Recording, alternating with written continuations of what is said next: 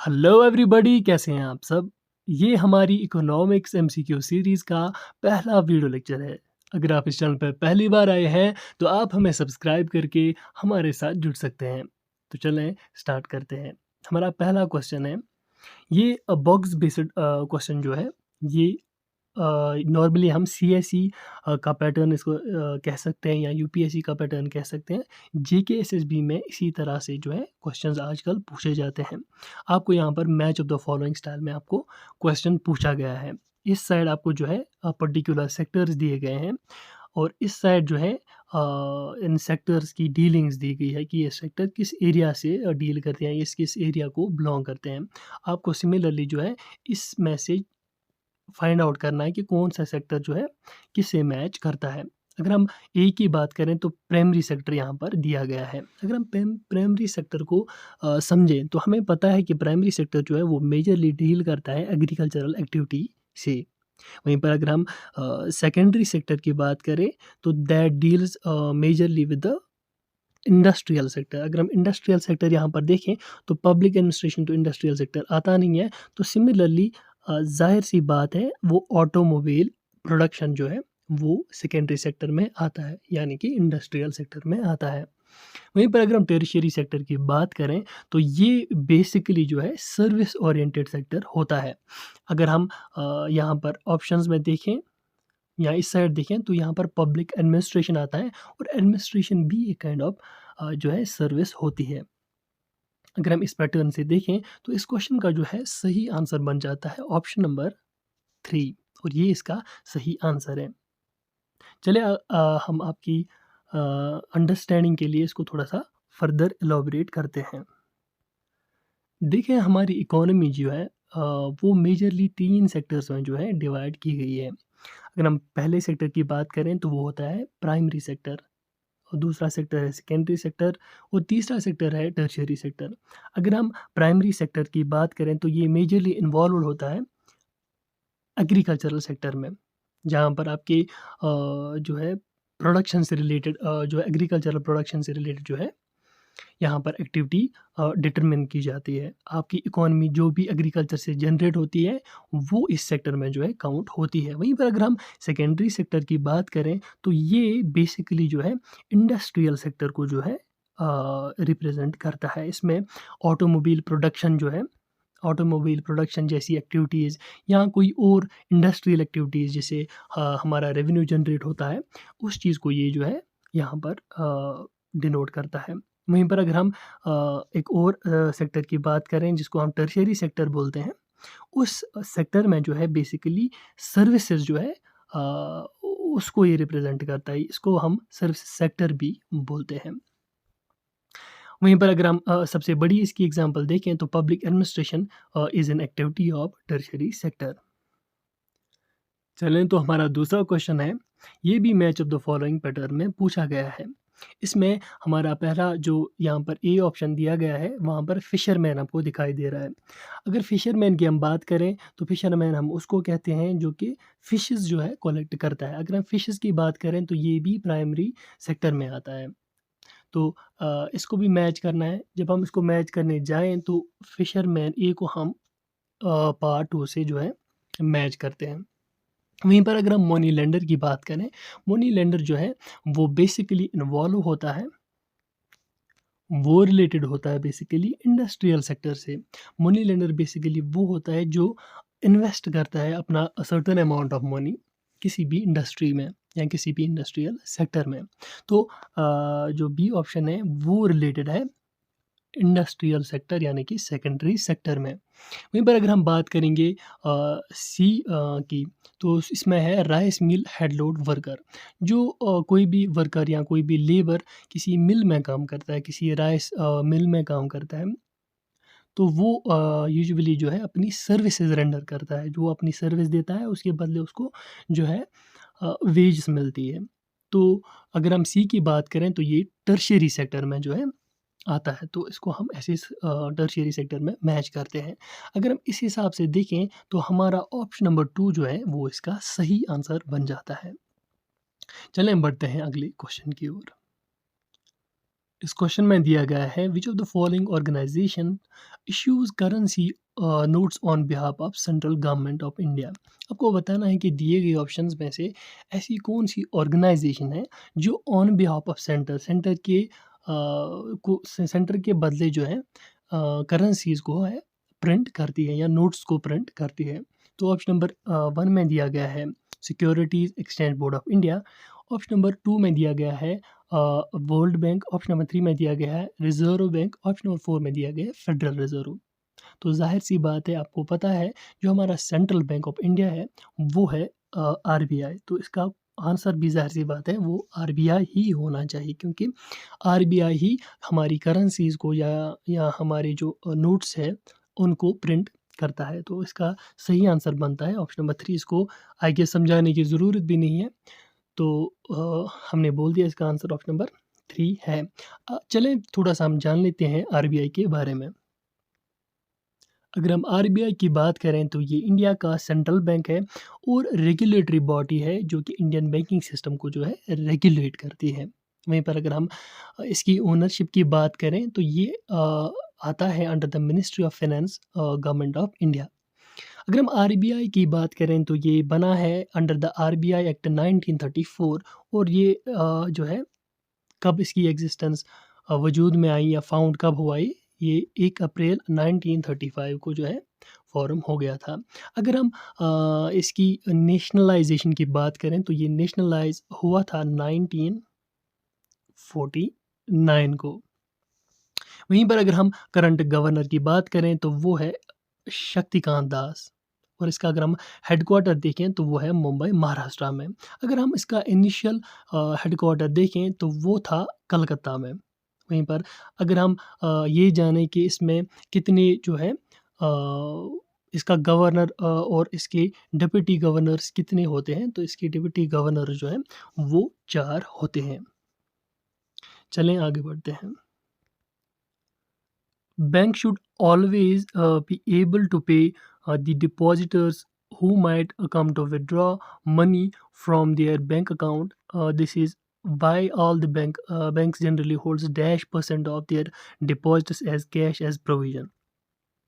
देखो यहाँ पर क्वेश्चन का जो मतलब है वो ये पूछ रहा है कि बैंक्स जो है वो हमेशा कुछ पोर्शन ऑफ द जो डिपॉजिट्स होते हैं in the form of cash वो थोड़ा सा होल्ड करके रखते हैं बैंक में। आपको यही किस लिए रखते हैं होल्ड? क्योंकि उनको अगर कोई भी कस्टमर जो है उसको विथड्रॉ करना होगा मनी अपने अकाउंट से, तो वो उसको जो है easily in the form of cash वो दे सकें। आपको ये बताना है कि कितना परसेंट जो है वो बैंक्स ऑलवेज़ कैश डिपॉज़िट्स पे जो है कुछ अमाउंट विथहोल्ड पे रखता है, होल्ड पे रखता है बैंक में ही। तो ऑप्शन नंबर 1 है 10%, ऑप्शन नंबर 2 है 20%, ऑप्शन नंबर 3 है 15%, ऑप्शन नंबर 4 है 35%। इसका जो सही आंसर है वो है option number 3। 15% of cash on deposits जो है वो जो बैंक है यूजुअली होल्ड पे रखता है, ताकि अगर कोई भी कस्टमर उनके पास आए वो उसको जो है कैश जो है ऑन द विड्रॉवल प्रोवाइड कर सके। तो चलें आगे बढ़ते हैं। इस चीज़ में मैं थोड़ा-सा कुछ और ऐड करना चाहता हूँ। आप इस सीआरआर टर्म से कन्फ्यूज़ मत हो जाइए, क्योंकि सीआरआर टर्म जो है वो एक डिफरेंट टर्म है। उसको हम कहते हैं कैश रिज़र्व रेशियो।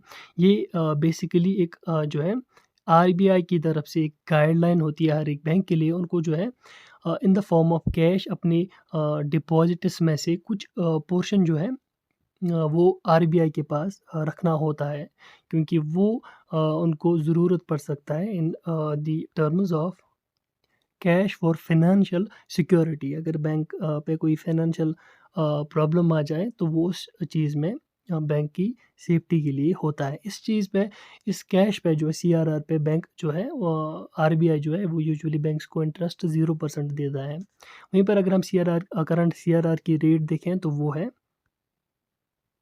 4.5%। ये आप याद रखिएगा, आपको रिसेंटली एग्ज़ाम्स में अगर ये क्वेश्चन आया तो आपको ये जो है करंट सीआरआर रेट पूछ सकते हैं वहाँ पे।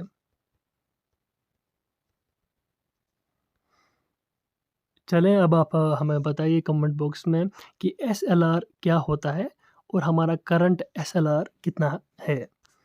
चलें आगे बढ़ते हैं।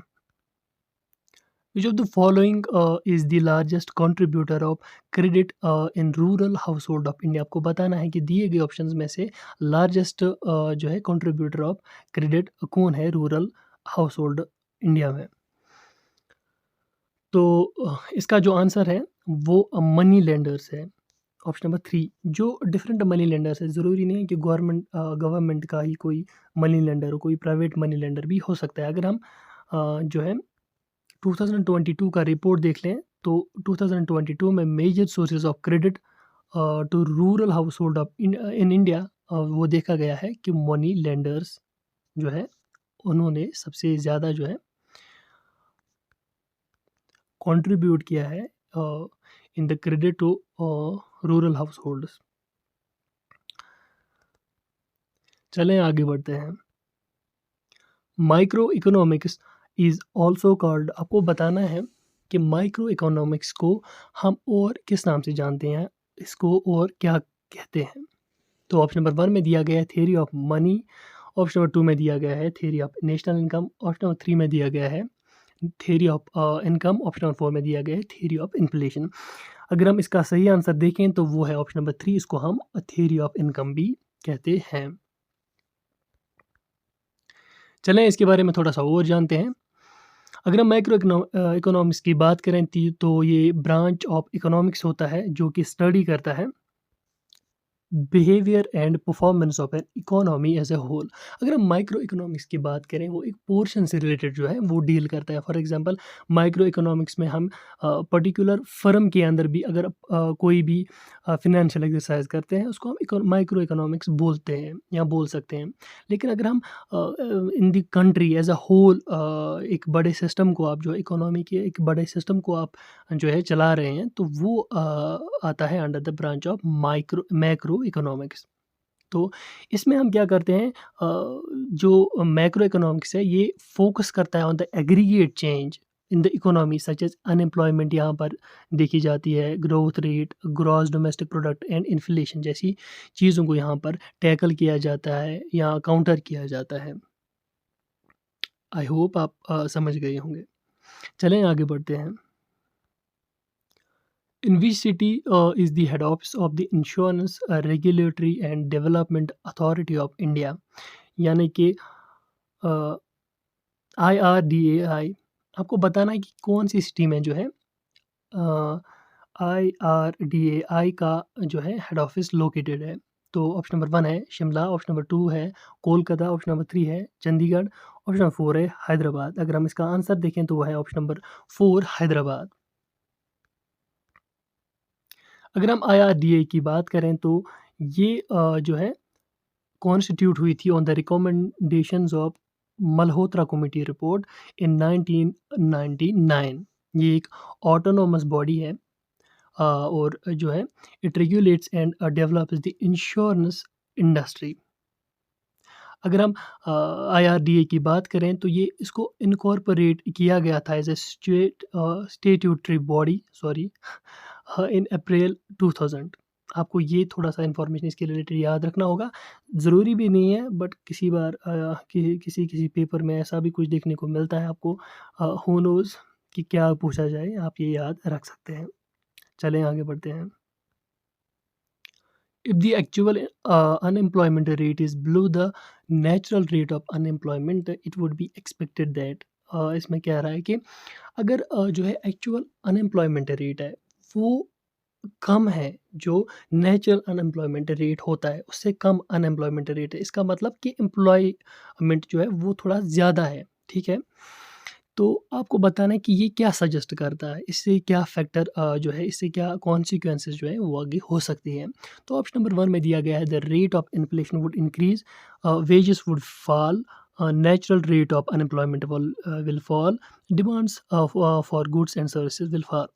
देखो इस क्वेश्चन का इस ऑप्शन से रिलेटेड कोई टच ही नहीं है, इससे भी टच है ही नहीं और इससे भी नहीं टच है। अगर इसका हम सही आंसर देखें तो वो ऑप्शन नंबर 1 बन जाता है। कैसे बन जाता है? कि हमें पता है कि जब भी इन्फ्लेशन होती है, इन्फ्लेशन का मतलब है कि मार्केट में पैसा ज़्यादा आना, और जब मार्केट में पैसा ज़्यादा आएगा, तो लोगों को जो है एम्प्लॉयमेंट ज़्यादा मिलेगी। लोग अपने बिज़नेस में और लोगों को जो है हायर करना जो है यहाँ पर प्रेफ़र करेंगे। जब मार्केट में पैसे कम होते हैं, तो अनएम्प्लॉयमेंट ज़्यादा होती है। सिमिलरली अगर किसी मार्केट में जो है एम्प्लॉयमेंट एक पर्टिकुलर रेट से ज़्यादा हो रही है, नेचुरल रेट से ज़्यादा हो रही है, तो उसका मतलब जो है मार्केट में जो है पैसा ज़्यादा आ रहा है। और मार्केट में जब पैसा ज़्यादा आता है, तो इसका जो वो एक इंडिकेशन होता है, किस चीज़ का इंडिकेशन होता है? The rate of inflation would rise, कि इन्फ्लेशन यहाँ पर बढ़ने के जो है चांसेस होते हैं। तो इसीलिए इसका जो सही आंसर है वो है option number 1, the rate of inflation would increase. चलें आगे बढ़ते हैं। ये एक बेसिक सा क्वेश्चन है, आई गेस ये सबको पता होगा। What is the full form of MG NREGA? तो इसका जो है ऑब्वियस सा आंसर होना चाहिए, तो इसका आंसर चलो हम ही बताते हैं। ऑप्शन नंबर 3 है Mahatma Gandhi national rural employment generation act. चलें अब आप कमेंट बॉक्स में बताइए कि ये जो एमजी नरेगा है, ये किस ईयर में इंट्रोड्यूस किया गया था और इसका मोटिव क्या है? According to Malthus the population of a country grows. आपको बताना है कि माल्थस एक जो है वो एक इकोनॉमिस्ट थे। उन्होंने एक थ्योरी दी थी। तो इसी पर बेस्ड ये क्वेश्चन है। आपको बताना है कि दिए गए ऑप्शंस में से कौन-सा सही आंसर है इसका, कि माल्थस की जो थ्योरी थी उसके मुताबिक पॉपुलेशन ऑफ ए कंट्री जो है कैसे ग्रो करती है। ऑप्शन नंबर 1 है अरिथमेटिकली, ऑप्शन नंबर 2 है अलजेब्रिकली, ऑप्शन नंबर 3 है geometrically, option number 4 at constant rate. तो इसका आंसर जो है वो है ऑप्शन नंबर 3 जियोमेट्रिकली। तो बेसिकली उन्होंने जो थ्योरी दी थी वो पॉपुलेशन और फूड सप्लाई से रिलेटेड है। वो बेसिकली कहते थे कि जो पॉपुलेशन है दैट ग्रोज जियोमेट्रिकली, इसमें मतलब इसका शॉर्ट में कहने का मतलब ये था कि जो पॉपुलेशन है वो हायर रेट से जो है ग्रो कर रही है, और जो हमारा फूड ग्रोथ है, जो हम फूड प्रोड्यूस करते हैं, वो जो है कम क्वांटिटी में ग्रो कर रहा है। इसका जो मतलब था कि the more population will grow, the more will be the food crisis in the country. चलें आगे बढ़ते हैं। What is meant by casual employment? आपको बताना है कि कैजुअल एम्प्लॉयमेंट हम किसको कहते हैं। कैजुअल एम्प्लॉयमेंट का मतलब ये होता है which is casual, which is not permanent in permanent in existence. For example अगर आपके एम्प्लॉयज़ किसी कंपनी में जो है काम कर रहे हैं, वो उस कंपनी के मतलब करंटली परमानेंट एम्प्लॉयज़ है, तो उनको हम कैजुअल एम्प्लॉयज़ नहीं कहते हैं। व्हेन आपके किसी भी कंपनी में या किसी भी डिपार्टमेंट में कोई इवेंट होता है, आप लोकली जो है कुछ लोगों को हायर करते हैं वहाँ पर काम करने के लिए। उनको हम जो है उनको हम कैजुअल कैजुअल जो है लेबर्स कहते हैं, या कैजुअल एम्प्लॉइज़ कहते हैं। तो इसका जो सही आंसर है वो जो है वो ऑप्शन नंबर 3 होना चाहिए, कि workers are called to work only when employees need them. जब एम्प्लॉइज़ को लगे कि हमें इनकी ज़रूरत है, वो उनको बुलाते हैं कि हाँ, यहाँ पर ये काम करना है। वो डे बेसिस पे काम करते हैं। व्हेयरएज़ अगर हम एम्प्लॉइज़ की बात करें, तो वो मंथ बेस पे काम करते हैं, लॉन्ग रन के लिए लॉन्ग रन पे कंपनी के लिए काम करते हैं। चलें आगे बढ़ते हैं।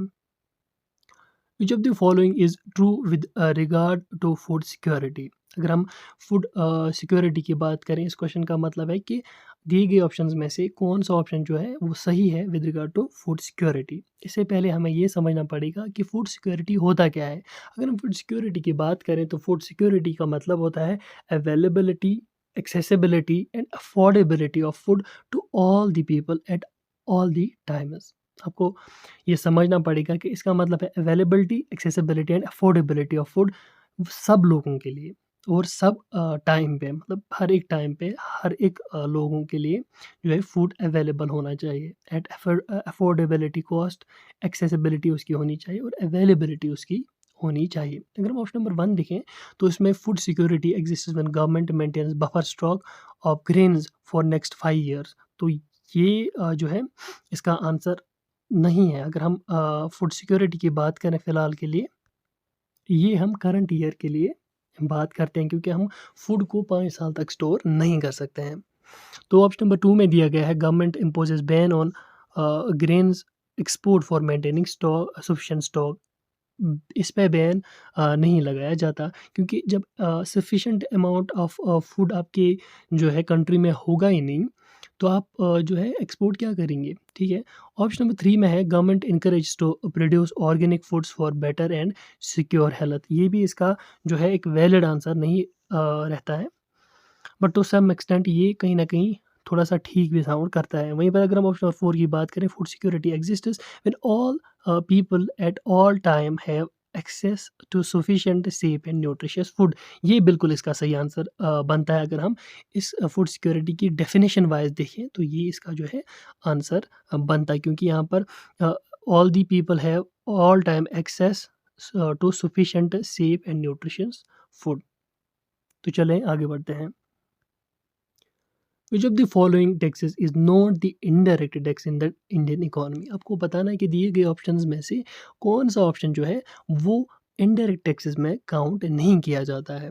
अगर हम इनडायरेक्ट टैक्स की बात करें, तो ये डायरेक्टली एक पर्सन पे जो है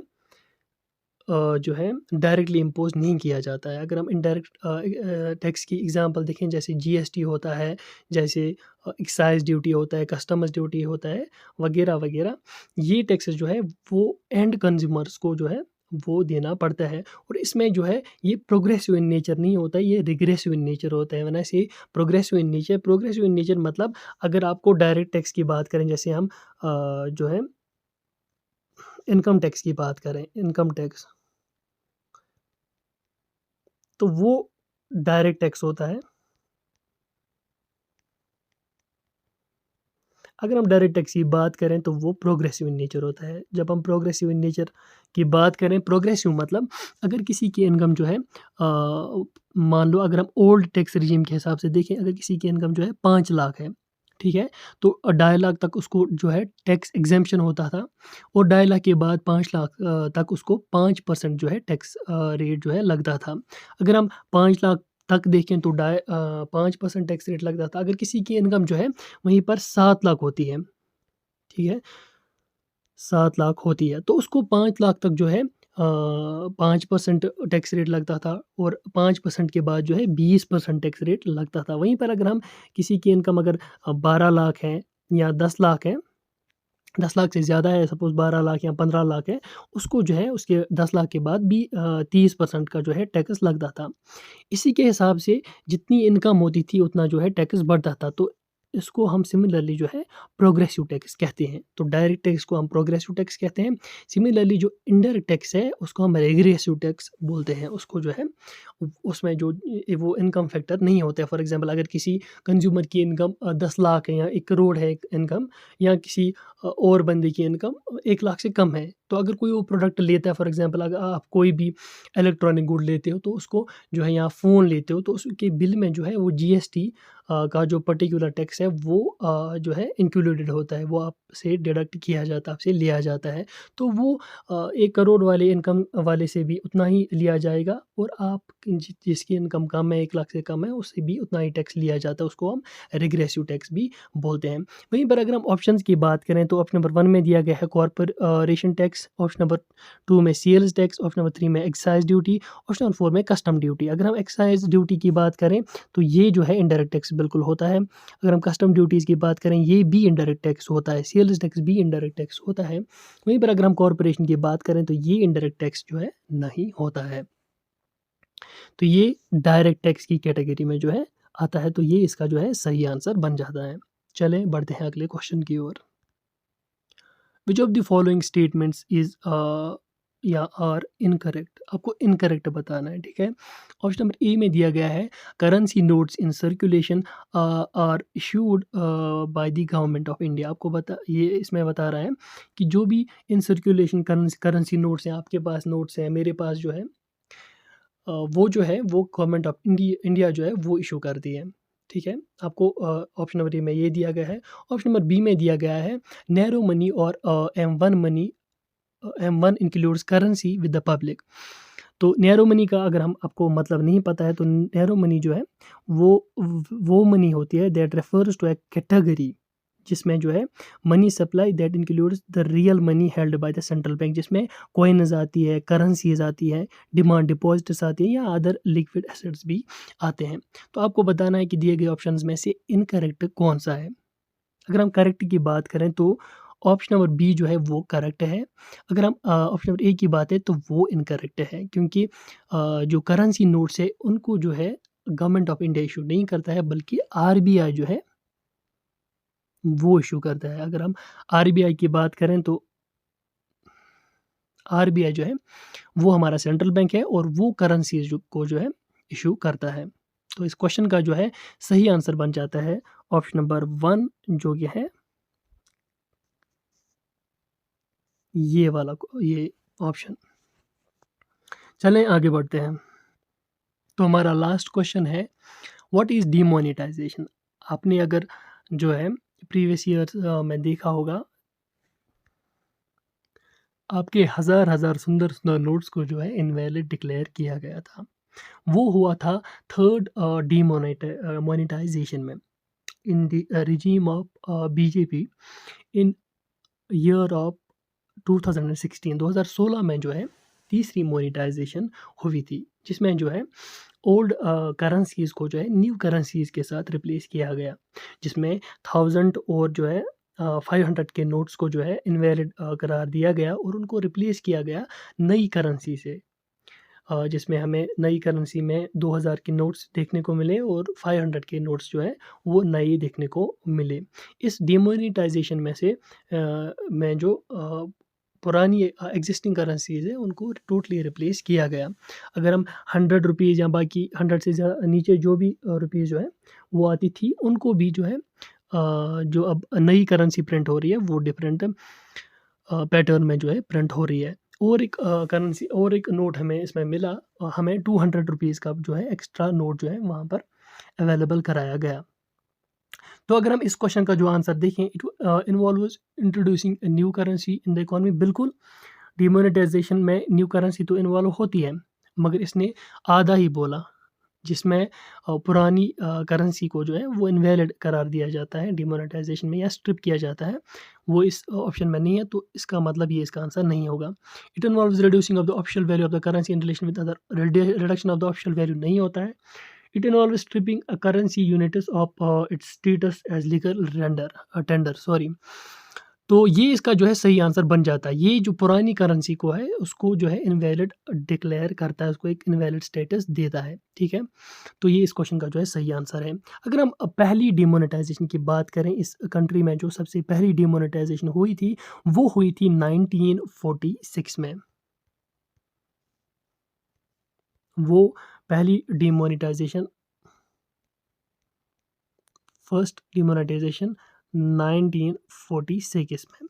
अगर हम देखें उसमें कौन से नोट जो है रिप्लेस हुए थे, तो वो उसमें 1000 और 10,000 के नोट जो है वो रिप्लेस हो गए थे।